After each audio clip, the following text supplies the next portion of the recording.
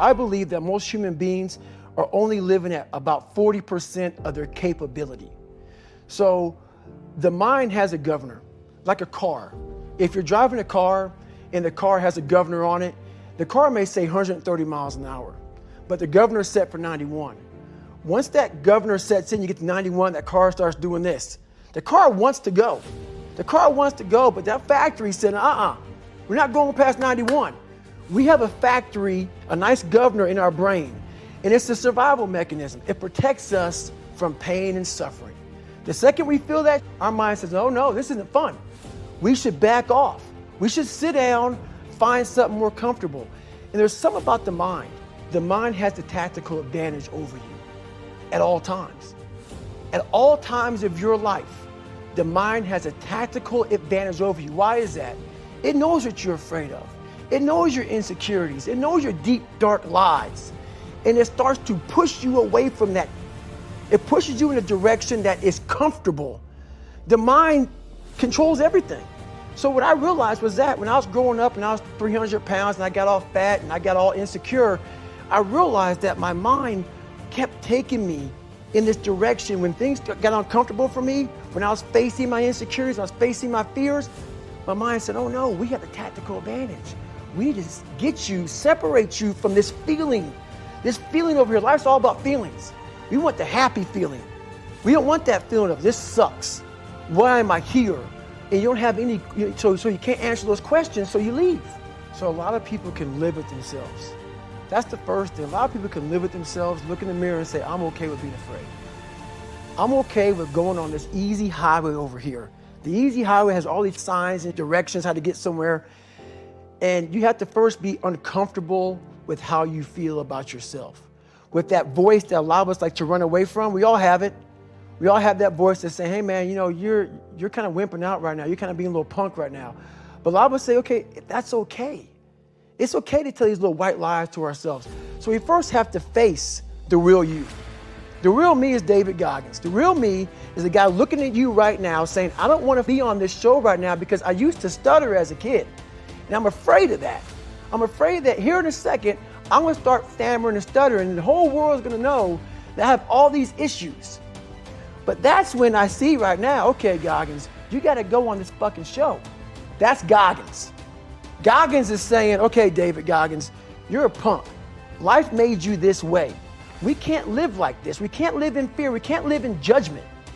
We can't be afraid of what people right now are looking at me saying about me. We cannot be afraid of that. That's Goggins. Goggins saying, all of you who don't like me, who don't want to, and that person then comes in. But you have to be David Goggins and say, man, I'm afraid of this. I'm up here. Life made me this way here. I stutter. I have these issues with reading and writing, and I'm fat and I'm insecure. You have to face that in that dark room. In that dark room is who you are.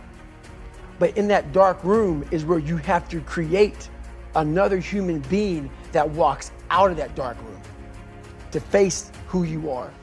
That's the only way you're going to get over all those things. You have to create someone else. Not like you have two different personalities. It is you. But you have to find strength. And that visualization of almost me cracking out Goggins, like almost like that Superman cape, like I'm coming out a different person, a person that doesn't give a fuck about anything, who doesn't care about being judged, who knows I'm weak, who knows I'm afraid, who says, whatever you think about me, take it, whatever, I'm here. That's Goggins. Around 16 years ago today, I was graduating Navy SEAL training. I was pulling off I thought was impossible. I went to a recruiter's office, weighing 300 pounds, low self-esteem, trying to figure out how am I going to find self-esteem in myself. I said, if I graduate SEAL training, I may start the process of doing that. Went there, had to lose 100 pounds really fast. So my idea was to go out and run 4 miles the next day as fast as I can to start losing weight. I got to a quarter of a mile and walked home.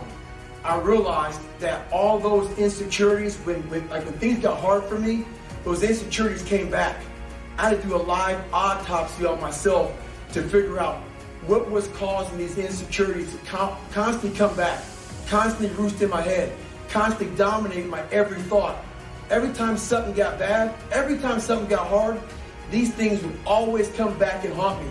I had to figure it out and overcome it. Well, I'm a big believer in doing something that sucks every single day of your life.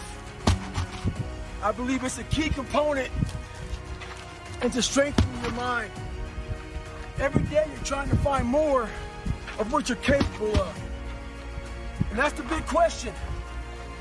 What are you capable of? Stop doing the things that you do every day. You run every day, go swim. I'm not a big tire flipper, but flipping a tile, one tire for a mile, it'll definitely build something. So I'm all about callousing the mind. Do something that sucks. So in that accountability mirror, I call it, I got real with myself. I said, you have a third grade reading level, which is hard to admit when you're a junior in high school that you copied on every single thing you did because of fear they're gonna put me in a special school. We all know what special means. I'm gonna have a title on myself the rest of my life. And being cool, you don't have a title on yourself. So I started cheating. I was dumb. And people say, oh, you know, you had a learning disability. I had a learning disability, but I realized I was lazy. So I called myself out there. I called myself out every which way possible. I didn't call myself out. I was just honest. I was honest. Look at yourself, man. Look at yourself. And it was that day, in a couple of days after that, I just got real with myself. And every day I came home, I called the accountability mirror. What am I going to do today to change what I see in this mirror? What am I going to do today? And a lot of it was I stopped sitting with the cool guys. I actually tucked my shirt in and went to school looking like, hey, man, this is how I'm going to look. If you don't like it, so be it. I had to really wear this layer of skin. I had to develop a really callous skin on me to take whatever you're going to call me, you're going to call me. Whatever I'm going to be, you know, I wasn't a geek, but whoever I am, you're going to see me. You're going to see me for who I am because I need to change who I'm not. And that accountability mirror just became raw. And when I became fat over the years, because I fell back in the hole, I called myself fat because I was fat. And people don't want to do that. They want to say, oh, don't call yourself fat. Don't call yourself dumb. If you're not real and raw with who you are, nothing's going to change. And in this nice new world that we live in, we want to hear, you're just a little big. No, man, you might be fat. And it's okay to hear that from yourself and from everybody else. So that's where it started at. And it's raw. It gets ugly sometimes with me in that mirror. But I'm also proud of myself to be able to tell myself that and then fix what's in that mirror. The old I used to be mentality. I talked to this guy the other day. He talked to me about how he used to run a sub 3-hour marathon. While that's impressive, no one cares that she used to run a sub 3-hour marathon. The whole thing is, what have you done today? No one cares what you did yesterday. You gotta change your dialogue. Yeah, used to be mentality doesn't work. What have you done today to better yourself? What will your story be tomorrow?